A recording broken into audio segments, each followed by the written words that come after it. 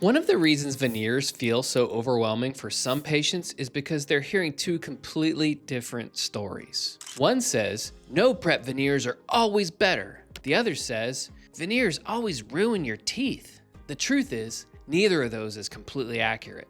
Which is why in this video, I'm going to explain how veneers can be done safely and conservatively. But whenever people hear the word conservative, there's usually one concern that comes up almost immediately. And it's this: I don't want my teeth shaved down, which is a very valid concern. The good news is, not all veneers require aggressive preparation. In many cases, veneers can be done very conservatively, with little to no enamel removed. Have you ever heard the term no prep veneers or minimal prep veneers? Yes, they exist. And what that really means is the veneers are ultra thin and designed to bond directly to your natural enamel, instead of reshaping your teeth aggressively to make room for them. Of course, that's only possible when the conditions are right, which brings me to this important point.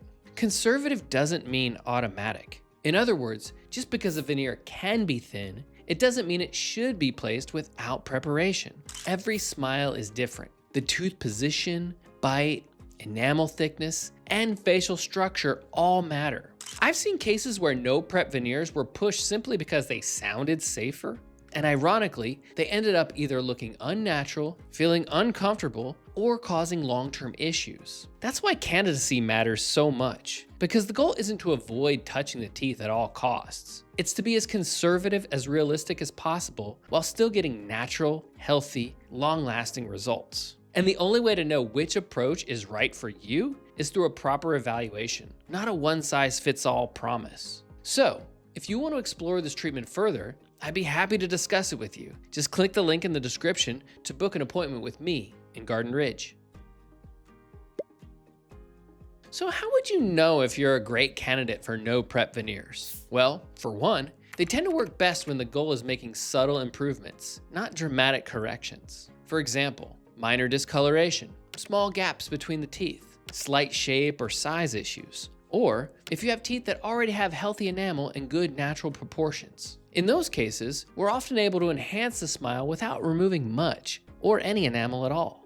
Where problems happen is when no prep veneers are used in situations they're not designed for, meaning if teeth are severely misaligned, heavily stained, worn down, or sitting too far forward or backward. Skipping preparation can actually create new issues. You know, things like bulky veneers, bite problems, gum irritation, or just unnatural results. That's why I'm very careful with this, especially during the initial meeting. An honest consultation isn't about saying yes to veneers as fast as possible. It's about protecting your teeth for the long run. Sometimes the safest option is no prep. Sometimes it's minimal prep. And sometimes veneers aren't the first step at all. So when patients come into my office here in San Antonio, my job isn't to push a specific type of veneer. It's to figure out what approach keeps their teeth healthy while giving them the smile they're hoping for. Because the worst outcome is choosing the wrong technique for the wrong case.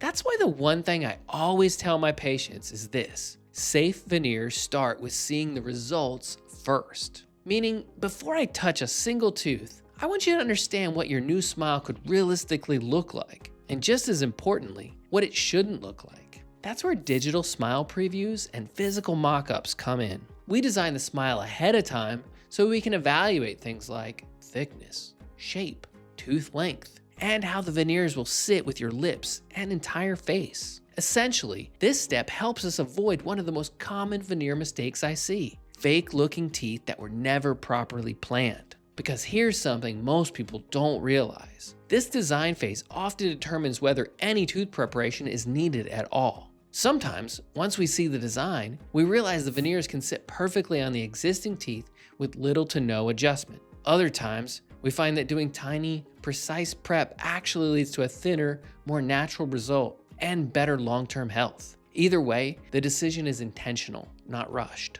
And I'll be very direct here. If a dentist is willing to start veneers without ever showing you the design first, that's a huge warning sign. Why? Because you should never be surprised by how your veneers look. Instead, you should feel informed, involved, and confident before anything permanent happens. That's why this planning step is non-negotiable. Once you see the design, the right approach becomes much clearer. And what is the right approach? Well, that depends on your situation.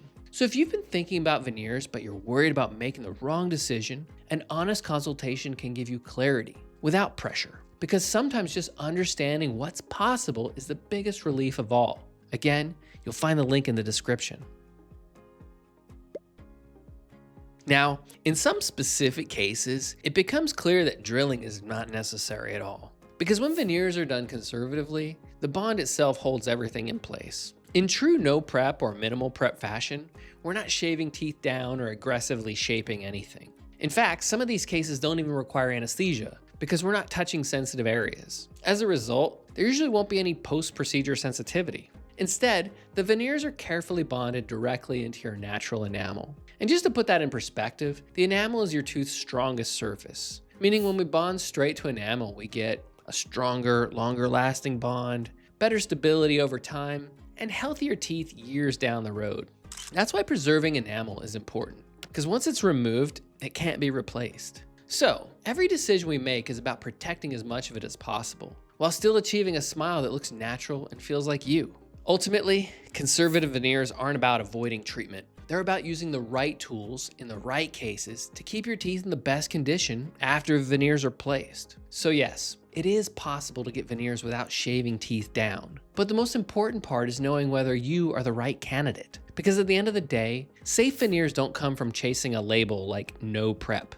They come from thoughtful design, careful planning, and conservative decisions made specifically for your smile. For some patients, that means no prep at all. For others, it means minimal, precise adjustments. In any case, what matters most is that you're never forced into a one-size-fits-all approach. But here's what trips people up. They focus so much on protecting their teeth during prep that they completely miss the mistakes that happen before and after that step. And honestly, those are the ones that actually ruin smiles, not the drilling.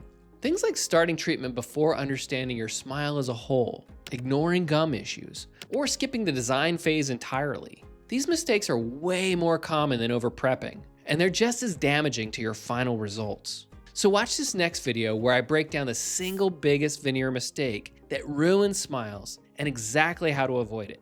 Click right here.